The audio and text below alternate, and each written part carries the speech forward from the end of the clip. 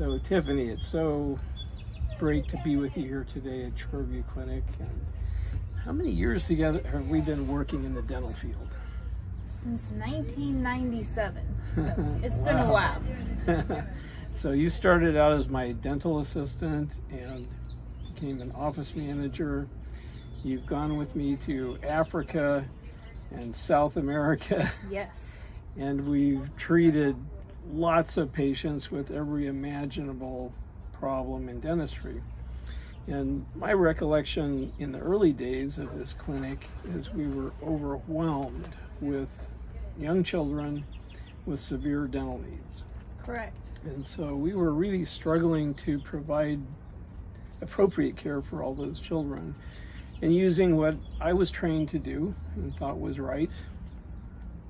And basically, for a child that was high need and uncooperative, we had either restraining the child while we treated them, or sedating the child, or going to the hospital with general anesthesia.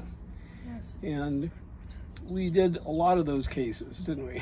We did. Hundreds, if not thousands. Yes, we did. Of them.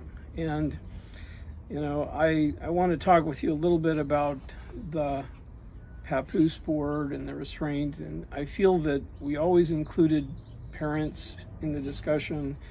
We provided care with anesthesia and as compassionate care as possible. But nonetheless, the emotions of restraining a child to fix their teeth was challenging. Yes. And I would like you to take a moment, just say how you felt as a dental assistant doing your job. And I know that you were a new mom at this same time. Right. How did that make you feel? So it was always a challenge to watch a mom have to hold her child down while she's crying, the child's crying. And I don't know if you ever knew it or not, but I was crying under my mask trying to keep it together, because as a mom with a young child at that time, really tugs at your heartstrings, and you feel for that parent and that child that is being restrained in a Papoose board first thing in the morning, and being restrained to do this treatment that they desperately need because they've got abscesses or big holes in their teeth and they're having a lot of pain. So it was necessary at that time to do that treatment, but it was very traumatic for all of us in the room. So we did that for several years, a number of years, and then I was in a dental education course where I learned about a medicine that had been invented in Japan to stop tooth decay. And so we requested a bottle be sent to us. Yeah. And it so looked a little bit like this. there we go.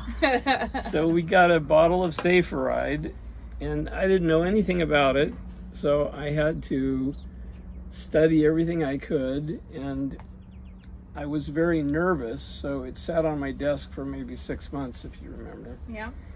Until I finally got the courage to try it out on a simple case, and what I found was just astonishing. Yeah. And honestly, I was a little skeptical as well. As well.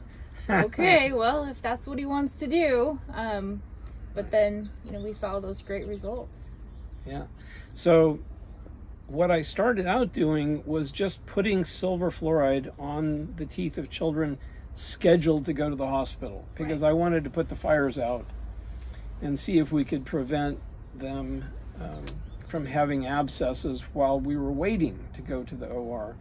But what was so surprising to me is when we got to the hospital, the child was under general anesthesia, and we were treating these teeth that were arrested.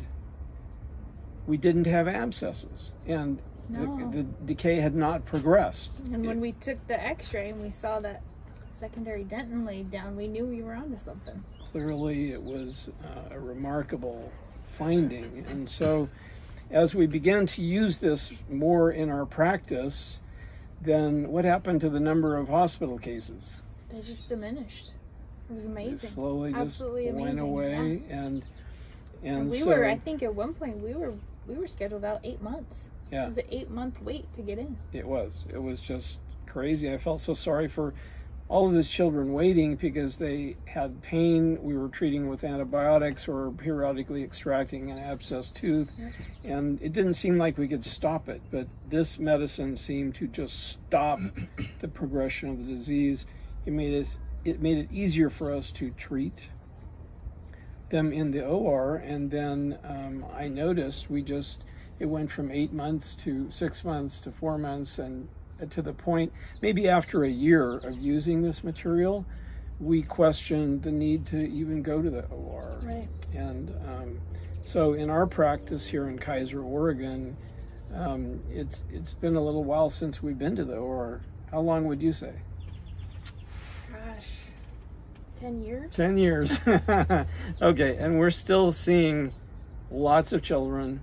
Every day. And the practice is actually bigger than it was then. But we're able to do it in an atraumatic, simple way using medicine.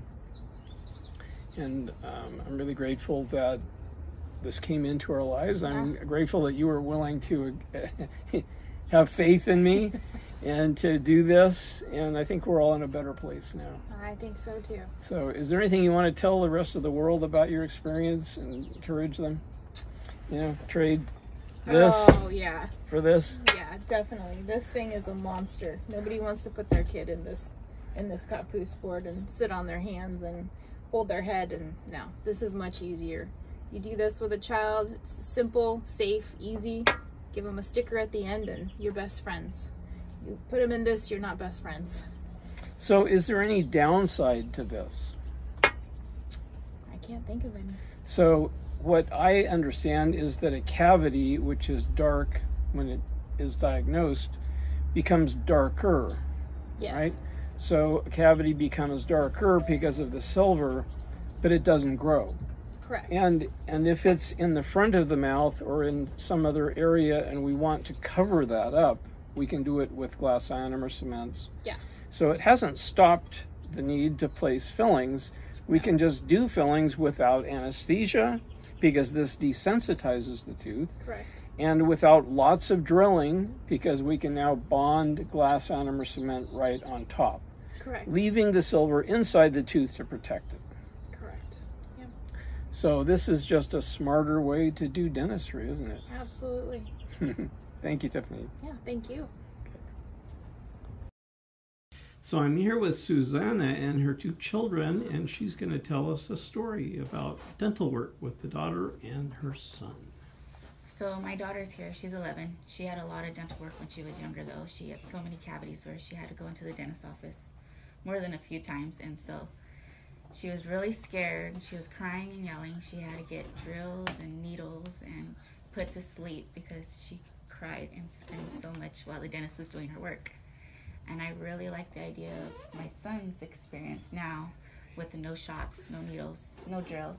He's a little bit more, he's really more happier to come to the dentist's office than when I experienced with her. She didn't even want to go to the dentist's office, and I would have to bribe her and buy her things just to get her to go. And so I like the idea that when he comes, he doesn't even scream or yell. He just comes in, we leave, he gets a sticker. Can you buy me a toy too? He goes out really happy. So the experience that I have with him is a lot better than what I had with my daughter. Wonderful. We're very happy that you came to see us. Do you think other families would be interested in this approach as well? Yeah, I think it's a great idea. I'm already telling my friends and family about it, and I love the idea where he walks out really happy. Terrific. Thank you so much for sharing your message.